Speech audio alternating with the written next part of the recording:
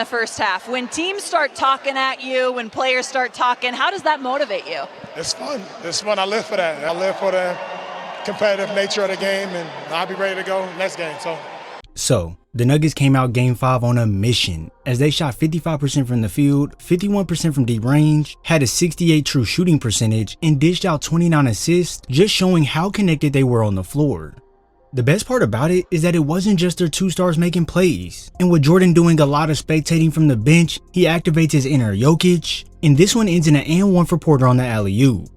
Now when the two stars do end up having control, most of the time you're gonna get a solid look on the offensive end, as here someone has to stop the ball, so that's why you're gonna see James Harden sprint over to get in front of Jokic. This now makes Norman Powell have to leave Christian Brown to guard MPJ on the outside, so once Murray gets the pass, he can locate the wide open Brown on the backside, and this one sets him up for an easy one inside.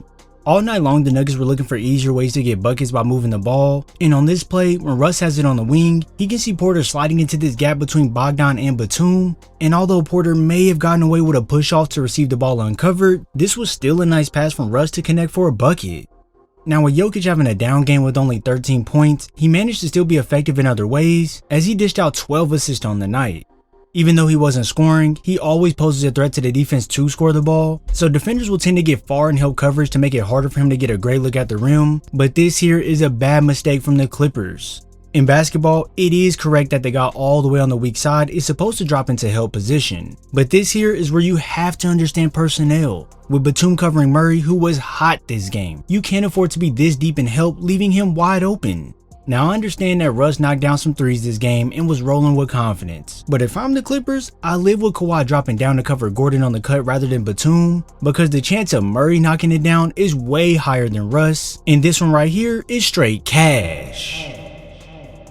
Sending doubles at Jokic only works if it almost guarantees a turnover due to a steal, or if you know you're gonna force him to hit a guy who can't shoot. Because although Bogdan sneaks from behind to make Jokic fumble this slightly, Nikola is able to regain control, fake like he's going to Watson, which makes not only Bogdan lunge that way, but also makes Simmons get in the air, and I want you all to see what's now open. If you guessed Westbrook, then you would be correct, and now he can attack the rim with aggression off the catch and get it and one. It's nice to have a big who can read and deceive defenses like this, because even though he wasn't scoring as much as usual, Nikola can still pick apart your defense when he sees an angle, and this pass right here to Brown was right on the money for him to go cash in. Not only was it Jokic making quick decisions with the ball to set up his teammates for emphatic slams, as the defense will be so worried about Jokic getting the ball back from Murray that you'll see Chris Dunn on this possession just forget about his man on the backside to hopefully stop Jokic from receiving the ball, but in all reality, all he did was give up the alley-oop connection.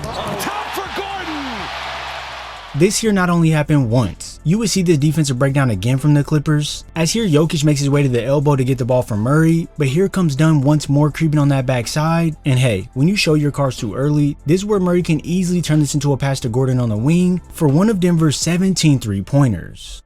I understand that you want to stop both Murray and Jokic from scoring the ball, but you have to do it effectively. When you show a soft double like this, it only does two things. One, it allows Gordon to roll into space virtually uncovered, and two, it gives Murray time and it also makes him feel not sped up as the double isn't aggressive. So now he can drop this off perfectly, and with no real rim protection down low, this is basically a warm-up bucket.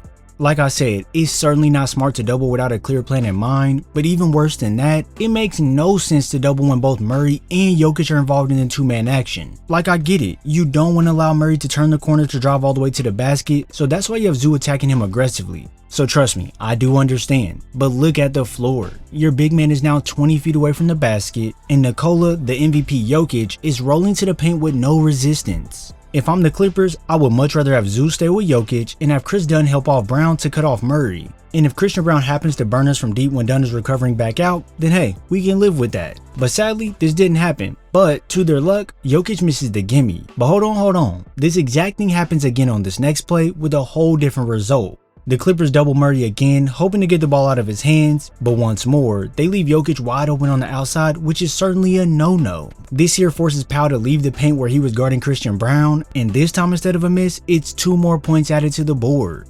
Time and time again, we would see the defenders sell out to either Jokic or Murray to slow them down, which in turn worked out for the worst by giving up premier looks to non-hesitant shooters.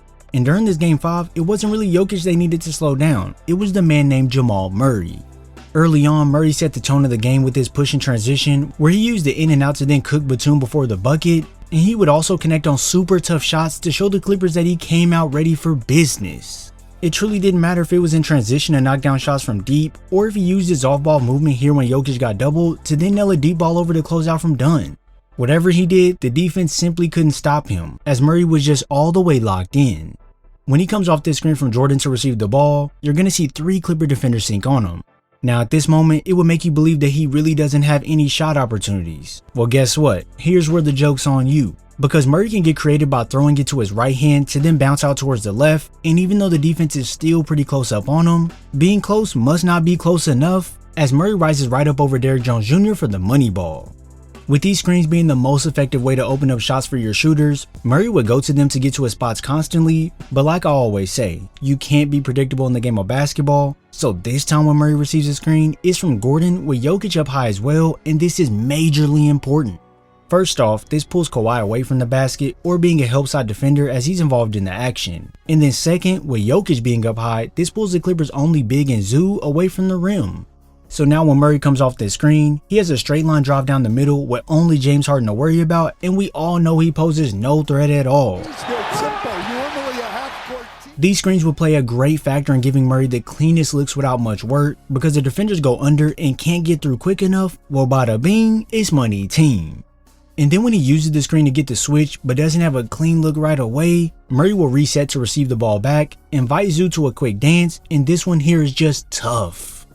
I know me, you, and everybody else was waiting for Murray to have a big game in this series as the Nuggets truly needed it, and boy oh boy did he show out. Defenders could try and close out on him hard, but that simply didn't matter. They could play very solid defense as he makes his way to the basket, but with Murray being one of the best shot creators, he uses that spin move to shut off Dunn before nailing the fade, and when it's time for that heat check, Murray did not fail to deliver from 30 feet out. And now Murray for 3, why not? Okay. The way the Nuggets played in this game showcased just how much chemistry they have, and when multiple guys can get going, that's when things get ugly. You had Christian Brown knocking down shots and making plays, Gordon got in his bag on this step back on Zoo, and Russ heard all the hate he's been getting and came out and delivered big time. It's honestly looking scary for the Clippers. They had a couple games they could have won but dropped them, and at this point, they have zero room for error. What do you all think? Do you think the Clippers will push this to Game 7, or will the Nuggets close it out?